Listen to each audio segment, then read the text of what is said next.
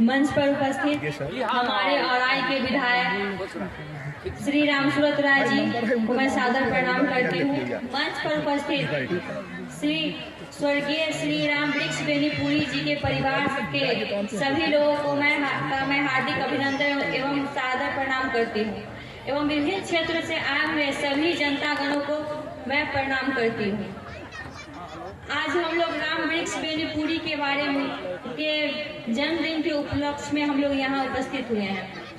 ऐसा हम लोग कहते हैं कि 100 साल तक जिंदा रहने के लिए 100 साल की उम्र की जरूरत नहीं होती है। जितना दिन हम जीवित रहें कुछ ऐसा कर जाए कि 100 साल बाद भी लोग हमेशा याद रखें। और उन्होंने ऐसा किया जो आज उनके मरने के शायद 123वीं जयंती पे भी आज हम लोग उनको याद कर रहे हैं।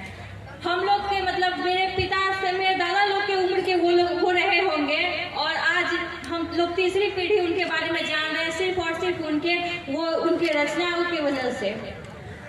जब भी वो उनको कलम का जादूगर कहा जाता था। जब भी वो कलम उठाते थे समाज की कुनीतियों के बारे में ही वो लिखते थे।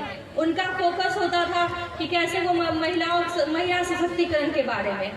आज मुझे बहुत ही दुख हो रहा है कि जिस क्षेत्र से वो बिलोंग करते थे और जिस क्षेत्र में वो अपना जीवन व्यतीत किए जहाँ वो जन्म लिए हैं वहीं के क्षेत्र की हर महिला शिक्षित नहीं है और शिक्षा के लिए उनके पास कोई साधन भी नहीं है। साधन होते हुए भी वो लोग शिक्षित नहीं कर पाते क्योंकि कहीं कभी शिक्षा की कमी है, कहीं किसी के माता पिता शिक्षा पे जोर नहीं दे रहे हैं।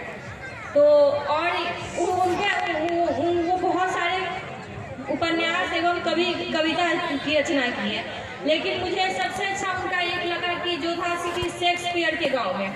जब वो इंग्लैंड गए और वहाँ पे वो शेक्सपियर के बारे में गांव गए तो उनका बहुत ही आदर भाव हुआ और वो आदर भाव के लिए वो बहुत प्रसन्न हुए। लेकिन उनको दुख इस बात का बहुत हुआ कि हमारे भारत में जैसे कवि तुलसीदास के बारे उन लोगों के जो महाकाव्य की रचना किए थे उन लोगों के जीवन की किसी चीज़ को हम लोग संरक्षण करके नहीं रखे ताकि हमारा नया पीढ़ी भी देख सके।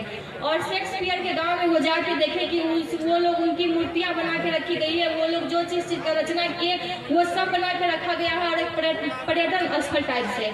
और आज हम यहाँ बेनीपुर में गांव में पहली बार हमको आने का मौका मिला है और हम यहाँ आके भी हम यही देख रहे हैं कि वहाँ उनके बारे में मतलब कुछ भी नहीं है।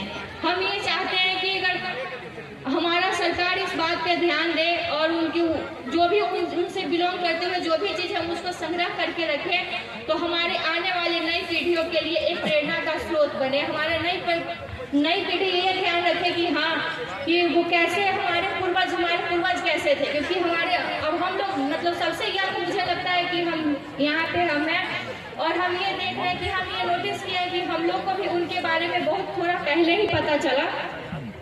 उनके बारे में मुझे ज़्यादा जानकारी नहीं थी। पापा कभी उनका पोयम सुनाते थे तो हम लोग सुनते थे।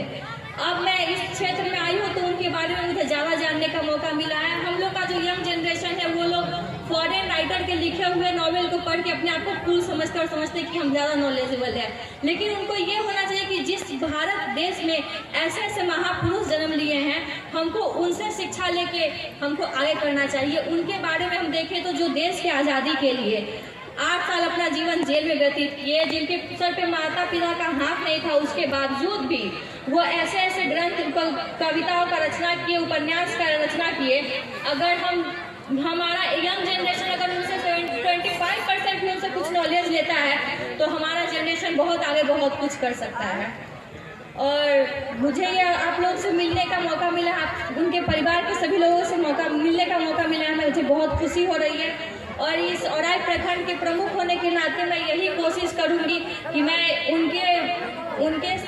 उनके इस क्षेत्र का विकास कर सकूं, इस जगह का विकास कर सकूं, जो मेरे लिए बहुत ही सौभाग्य होगा और मेरे करियर में मेरे लिए बहुत ही सौभाग्य की बात होगी। और मैं इसके लिए मतलब मैं ये समझूंगा कि भगवान मुझे भेजे हैं कि हम उनके लिए कुछ अच्छा कर सकें। और मैं आप लोगों को एक बार फिर सादर प्रणाम करती हूँ। आप लोग का बहुत बहुत धन्यवाद जो आप लोग अपना कीमती समय निकाल के यहाँ आए और मुझे सुने हैं।